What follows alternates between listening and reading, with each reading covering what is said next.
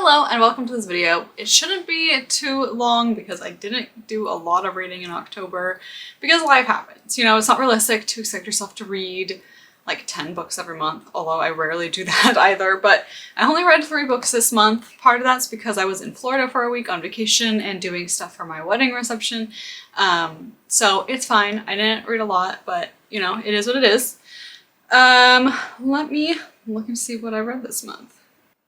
Okay, so the first book that I read was The Assassin's Blade by Sarah J. Maas, and that is a part of the Throne of Glass series. This is actually like a prequel, so it says it's Throne of Glass series numbers 0.1 through 0.5.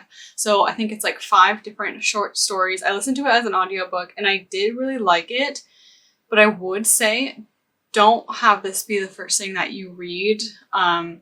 The stories deal with things that are kind of alluded to in other books, and I do think it has more impact after the fact because you kind of hear about things in those books and it intrigues you and it makes you want to read on and like learn about characters and learn about like their relationships and stuff. So if you have this too soon, you like already know all that information, which like I guess isn't like that big of a deal, but I enjoyed being able to come to this and fill in the spots and fill in the gaps that we didn't get in the main series. So I do recommend reading this later. I think I read the 4th book before reading this one, and I think that's fine. Honestly, the reason I did that is because I didn't have an audiobook for the 5th book, but there was one for The Assassin's Blade, and I wanted to get it from the library, so it was free. So I've been listening to most of the series as audiobooks, but now I'm at a point where the library doesn't have audiobooks, so I'll probably start switching to reading them physically.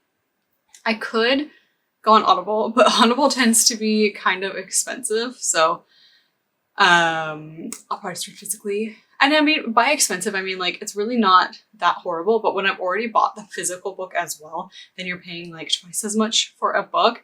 And I will say, if you are going to do Audible, in my opinion, it feels more worthwhile if you're going to read longer books because you're getting more time for your money. If you're doing a membership, you're paying like a set amount every month, right? But some of the books are more expensive than others. So if you're using your credit to get a more expensive book, it feels like the money that you are spending for your membership is getting more value for it. So I have a hard time sometimes if I was using Audible to like pick smaller books. Anyway, that's my little rant on Audible.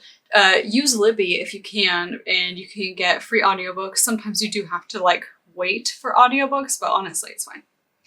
Okay, that's my little rant. My rating for that was 4. Obviously, it is kind of like a short story collection, so some of the stories I liked more than others, but overall, I thought it was really nice. It filled in the gaps, like I said, so I gave it a 4 star. The next book I read was Spy Family Volume 10. I love this cover. It's cute. As you might be able to tell from the cover, we do deal with Twilight's past quite a bit in this one, so it was really interesting to get some of his backstory. I also love the anime, but I loved the anime so much that I felt the need to read this so I could like kind of get ahead. But I will say the manga I don't think is too much further than the anime is. I'm not sure if or when a second season of the anime is coming out, but the manga is just as good. And I gave this a 5 star. The last book I read in the month of October was Slewfoot, and I really loved this book. I actually had a really hard time rating it because it's like, I don't know if it's a 5, but it is something that I keep thinking about and going back to and thinking like, wow, that was really well done. It was interesting. I think it's like a 4.75 or something. I don't know. Did I give it a 5 star on Goodreads? Let's see.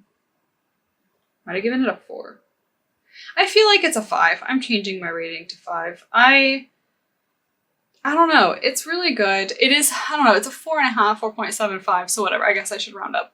I've talked about this in previous videos, so I'm not going to really talk about what it's about, but I really enjoyed it. I do think it's a very good like autumnal book. Obviously, I read it in October for, you know, the spooky season vibes, but I would say it still works really well in November because you are dealing with this like town of Puritans and stuff. So it does kind of have that carryover into November. It still very much feels like it fits that season of reading. And obviously you can read it whenever you want. It's just to get you know, everything you can out of this. Sometimes the time of year you read it really helps. I also listen to like moody autumnal music while reading this, and I do think that really enhanced the experience. But yeah, I really enjoy this. Kind of has like some cultish vibes. Obviously she kind of like makes a deal with the devil. I don't know, interesting book. Love it. Definitely great for this time of year. Okay, let's get into the books that I want to read in November. This is going to be a relatively short list because I'm going to attempt to participate in NaNoWriMo this year. And so a lot of my time is going to be spent trying to write to meet my word count instead of reading. So my morning reading time might turn into morning writing time, in which case I won't have a lot of time to read. But we'll just kind of see how much time I have free in my daily life. And like, it's been a while since I've really sat down and written a lot, so I don't know how long it's going to take me to hit my word count every day. So we'll see. The first book, though, that I'd like to finish is Frankenstein. I'm already pretty close. I think I have a little less than 100 pages left. I picked this copy up while I was in Florida this month because it's a pretty edition and it has some like really nice pictures. It has sprayed edges that are decorated really nice. I can't tell if it's focusing or not. I don't know, it's just really cool looking. And like, let me see if I can find a picture. It has like nice pictures and stuff. So far I'm enjoying it, and I obviously, again, am reading it because it's October. But I am enjoying it, and it's definitely not what I thought it would be, but I'll cover that in the next video once I've finished reading it. But yeah, I definitely am enjoying it more than I thought I would. Once I finish that, I am going to try to finish Save the Cat Writes a Novel, which is a book on plotting a novel. Obviously, this is because I am doing NaNoWriMo this year. I started reading it to kind of get help with my plot. I kind of already knew what I wanted to like do, but it gives you a really nice framework and something to work off of. Because sometimes like I don't know what to do in the middle of a book. Like I kind of know how I want it to end. I really know how I want it to start, and then in between is a little blurry. I still have quite a ways to go on this book. I'm only like not even 100 pages in, but it's given me some like good groundwork, and I feel like reading this gradually throughout the month of November will help me with writing, because I think sometimes if you're not surrounding yourself with content that is about the thing that you want to do, that's about your goals, it's really hard to achieve those goals.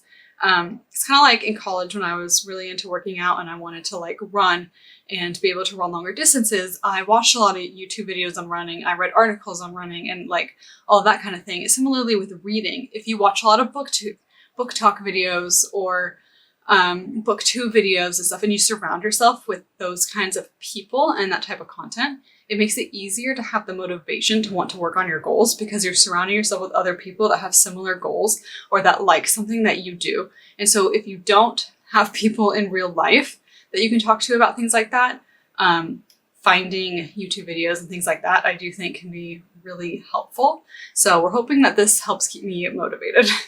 And then of course I always have an audiobook going, and I will be continuing to listen to David Copperfield. Again, this month I just didn't have a lot of time for reading, and I didn't have a lot of time for audiobooks either because I was traveling a decent amount.